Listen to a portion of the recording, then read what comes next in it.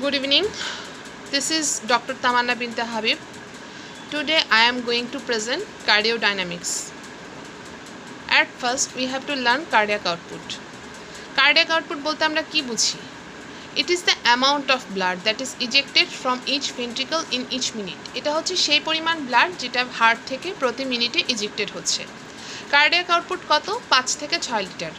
Cardiac output কিভাবে বের করা যায়? স্ট্রোক ভলিউমকে যদি হার্ট রেট দিয়ে গুণ করা হয় তাহলে কার্ডিয়াক আউটপুট আসে। এখন খুব সিম্পলভাবে জানতে হবে what is stroke volume. It is the amount of blood that is ejected from each ventricle in each beat. প্রতি বিটে যে পরিমাণ ব্লাড ইজেক্টেড হয় সেটি স্ট্রোক ভলিউম। আর হার্ট বিট পার মিনিট হচ্ছে হার্ট রেট। আচ্ছা, তাহলে কার্ডিয়াক আউটপুটের ইকুয়েশনটা কেমন দাঁড়ালো? 70 × 70 is equal to 4.9 litre per minute. আচ্ছা, what is cardiac index? Cardiac output per minute per square meter of body surface area is called cardiac index, যেটি হচ্ছে 3.2 litre per minute. এখানে একটি ফ্লো চার্ট দেখা যাচ্ছে যেখানে দেখা যাচ্ছে summary of factors that controlling cardiac output. Cardiac output is equal to heart rate into stroke volume. আমি আগেই বলেছি হার্ট রেট কার কার উপর নির্ভর করে? হার্ট রেট নির্ভর করে সিম্প্যাথেটিক অ্যাক্টিভিটি এবং প্যারাসিম্প্যাথেটিক নার্ভের উপর। সিম্প্যাথেটিক হার্ট রেট বাড়ায়, প্যারাসিম্প্যাথেটিক হার্ট রেট কমায়। আর স্ট্রোক ভলিউম নির্ভর করে আমাদের ভেনাস রিটার্নের উপর, মানে পেরিফেরাল থেকে যে পরিমাণ ব্লাড রাইট অ্যাট্রিয়ামে আসে তাকে ভেনাস রিটার্ন বলে। ভেনাস রিটার্ন বাড়লে এন্ডাস্ট্যালিক ভলিউম বাড়ে, সেটা স্ট্রোক ভলিউমকে বাড়ায়, ফলশ্রুতিতে কার্ডিয়াক আউটপুট বাড়ে। কার্ডিয়াক আউটপুট এর উপর যে যে ফ্যাক্টর নির্ভর করে সেগুলো হচ্ছে হার্ট রেট।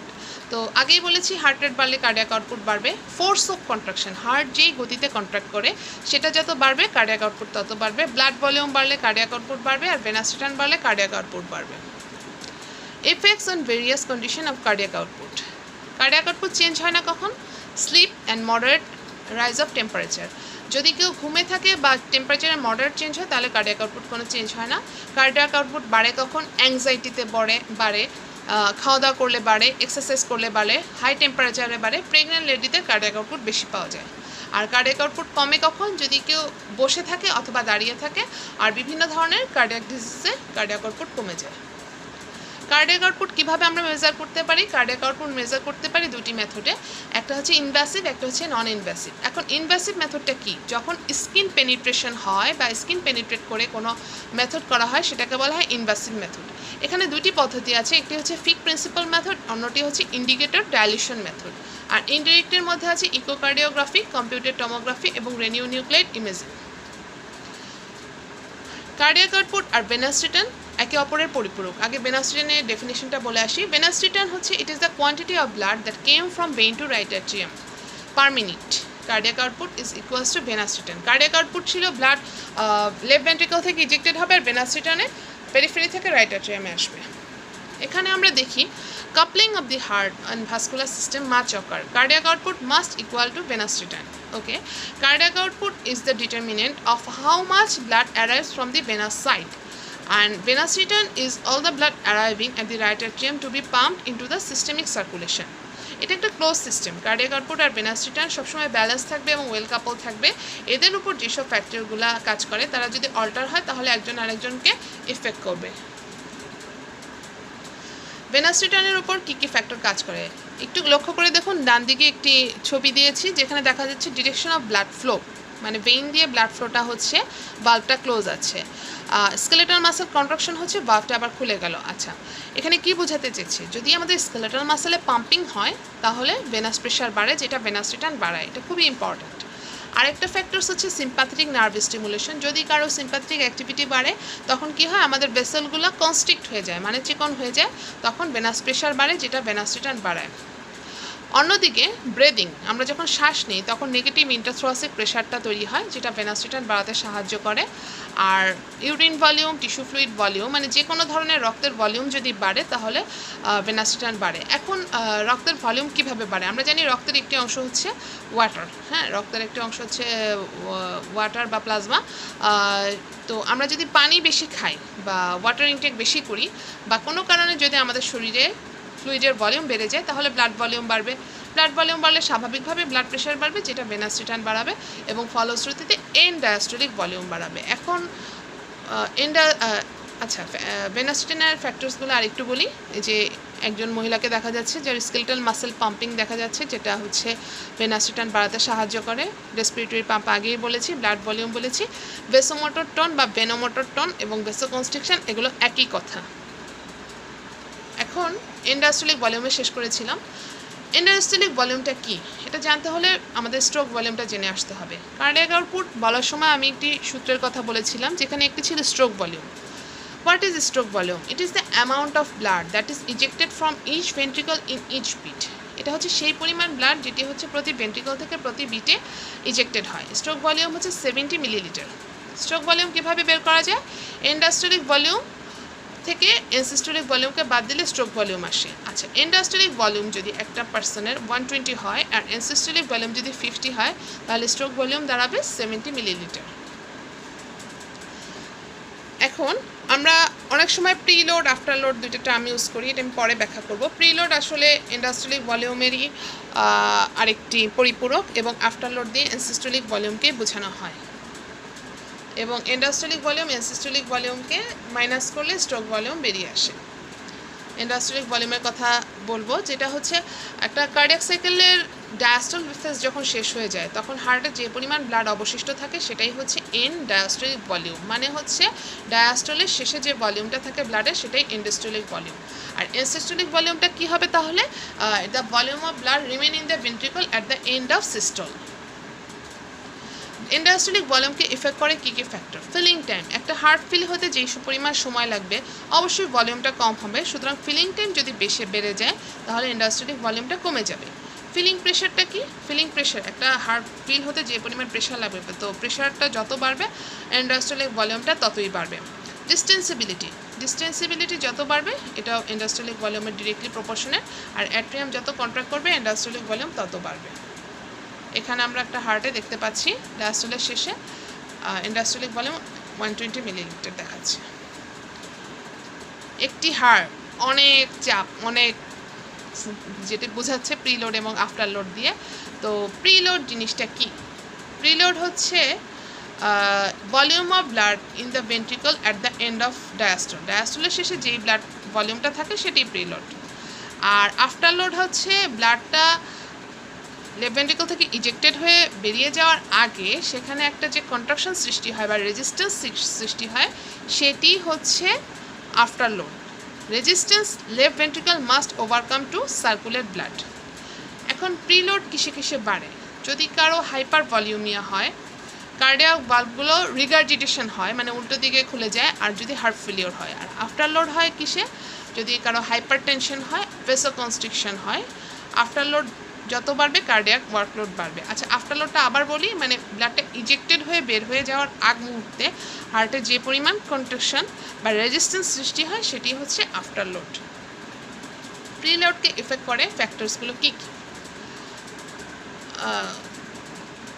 এখানে বলা হয়েছে the increase stronger atrial contraction total blood the degree to which cardiac muscle is stressed which is preload.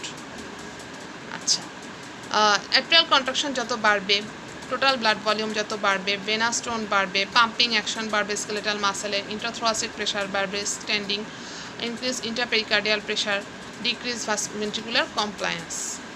এটা আমরা হচ্ছে অনেকটা ভেনাস রিটার্নের ফ্যাক্টরসগুলোর সাথে একটু মিল দেখা যাচ্ছে প্রিলোডগুলো। টার্মিনোলজিগুলো একটু দেখি। End diastolic volume, blood in the ventricle at the end of diastole. খুব সহজ ভাষায় ইজেকশন ফ্র্যাকশন কি? Fraction of end systolic volume that is ejected to measure heart efficiency. আমরা হসপিটালে গেলে ডাক্তাররা প্রায় একটা কথা বলে, আপনার ইজেকশন ফ্র্যাকশন হচ্ছে 70% বা 30%। তো এটা আসলে কি? একটা এন্ডাস্ট্রিয়ালিক ভলিউম মানে ডায়াস্টলের শেষে যে ভলিউমটা ব্লাডে থাকে তারই একটা ফ্র্যাকশন বা পার্সেন্টেজ। এটা কেন দেখা হয়? হার্টটা কতটুকু এফিকেসি আছে সেটা দেখার জন্য। আচ্ছা, এনসিস্টোলিক ভলিউমটা কি? The volume of blood that remains in the ventricle at the end of systole. প্রিলোডটা কি? The degree of stretch the heart before contract. হার্টটা কন্ট্রাক্টের মানে পূর্বে কী পরিমাণ স্ট্রেচ হচ্ছে, হার্টটা কন্ট্রাকশনে যাওয়ার পূর্বে কী পরিমাণ চাপ নিচ্ছে সেটাই হচ্ছে প্রিলোড। আর আফটার লোডটা কি? The pressure that must be exceeded before ejection of blood. এটা আমি আগেই বলেছি, ব্লাডটা ইজেকশন হওয়ার পূর্বে হার্টটা যে পরিমাণ রেজিস্ট্যান্ট হচ্ছে সেটাই হচ্ছে আফটার লোড। এখন প্রিলোডের ফ্যাক্টরসগুলো আবার দেখি। অ্যাট্রিয়াল কন্ট্রাকশনের স্ট্রেংথ করলে প্রিলোড বাড়বে, ব্লাড ভলিউম বাড়লে প্রিলোড বাড়বে, ভেনাস টোন বা ভেসোমোটর টোন অথবা ভেসোকনস্ট্রিকশন বাড়লে প্রিলোড বাড়বে, পাম্পিং অ্যাকশন বাড়লে প্রিলোড বাড়বে, ব্রেদিং বা নেগেটিভ ইন্টারথ্রাক্সিড প্রেশার বাড়লে প্রিলোড বাড়বে, তারপরে হচ্ছে দাঁড়ালে প্রিলোডটা কমবে, ইন্ট্রাপেরিকার্ডিয়াল প্রেশার বাড়লে প্রিলোড বাড়বে, আর ভেন্ট্রিকুলার কমপ্লায়েন্স কমলে প্রিলোডটা কমে যাবে। সিস্টোলিক ভলিউম তো আগেই ব্যাখ্যা করেছি, it is the volume of blood at the ventricle at the end of systole and beginning of filling or diastole. এটা হচ্ছে lowest volume of blood at ventricle at any point of cardiac cycle. আচ্ছা, factors affecting stroke volume, end diastolic volume. End diastolic volume venous রিটার্নের যেগুলো factor সেটাকে effect করে। আর preload তো বলেছি the degree of stretching the ventricular myocardium prior two contraction, মানে কন্ট্রাকশনের পূর্বে বা ভেন্ট্রিকুলার মায়োকার্ডিয়াম যে পরিমাণ স্ট্রেচ হয় সেটি প্রিলোড। আর এনসিস্টোলিক ভলিউমটা কি? Contractility, myocardial contractile force due to factors other than end diastolic volume. আর আফটার লোডটা কি? Back pressure exerted by blood in the large artery leaving the heart. আচ্ছা, এটা তো বলেছি। এনসিস্টোলিক ভলিউমের দুইটি ফ্যাক্টরস হচ্ছে, একটা হচ্ছে কন্ট্রাক্টিলিটি, একটা হচ্ছে আফটার লোড। এখানে আমরা একটা চার্ট দেখতে পাচ্ছি, এখন চার্টটা একটু বলি, একদম নিচ থেকে শুরু করি। Cardiac output is equals two heart rate into stroke volume. আচ্ছা, হার্ট রেট কিসের উপর নির্ভর করে? হার্ট রেট নির্ভর করে অটোনমিক, ইনারভেশন এবং হরমোন। অটোনমিক হচ্ছে সিম্প্যাথেটিক, প্যারাসিম্প্যাথেটিক, যে বামে অটোনমিক, ইনারভেশন এবং হরমোন। আচ্ছা, অটোনমিক হচ্ছে অ্যাট্রিয়াল রিফ্লেক্সের উপর নির্ভর করে, মানে হচ্ছে আমাদের সিম্প্যাথেটিক অ্যাক্টিভিটি বাড়লে হার্ট রেট বাড়বে, প্যারাসিম্প্যাথেটিক অ্যাক্টিভিটি বাড়লে হার্ট রেট কমবে। ওকে, দেন ফ্যাক্টরস এফেক্টিং স্ট্রোক ভলিউম, অনেক কিছু আছে এখানে। স্ট্রোক ভলিউমের ফ্যাক্টরস আমি বলে এসেছিলাম। এখানে আছে venous return, filling time. Filling time কোথায় ছিল? ফিলিং টাইম ছিল এন্ডায়াস্টলিক ভলিউমে। আচ্ছা, তারপর হচ্ছে অটোনমিক, ইনারভেশন, হরমোন, ভেসোকনস্ট্রিকশন, ভেনোডাইলেশন। এখন প্রিলোডের ফ্যাক্টরসগুলো কি কি? ফিলিং টাইম এবং ভেনাস রিটার্ন। কন্ট্রাক্টিলিটি কিসের উপর নির্ভর করে? Autonomic, innervation, hormone. আফটারলোড কিসের উপর নির্ভর করে? ভেসোকনস্ট্রিকশন, ভেসোডাইলেশন। আচ্ছা, এখন দেখা যাচ্ছে কন্ট্রাক্টিলিটি, আফটারলোড, প্রিলোড এরা এনসিস্টোলিক ভলিউমের ফ্যাক্টরস হিসেবে কাজ করে, আর এন্ডায়াস্টলিক ভলিউমের ফ্যাক্টরস হিসেবে কাজ করে প্রিলোড। তারপরে কি হয়? স্ট্রোক ভলিউমটা বের করা যায় এন্ডায়াস্টলিক ভলিউম আর এনসিস্টোলিক ভলিউমকে মাইনাস করে, দেন লাস্টে কার্ডিয়াক আউটপুট বের করা যায়। এটা জাস্ট জানার জন্য, এটা পরীক্ষার খাতায় লেখার কোনো দরকার নেই, জাস্ট কনসেপশনটা ক্লিয়ার করার জন্য এই ফ্লোচার্টটা। আচ্ছা, এখন একটু সহজ পাড়ায় আসি। Heart rate, what is heart rate? Heart beats per minute is call heart rate, এটা হচ্ছে 60 to 90 beats per minute. Pulse কি? Rhythmic expansion and elongation of arterial wall during ventricular systole and diastole, এটা হচ্ছে pulse rate 60 to 90 beats per minute.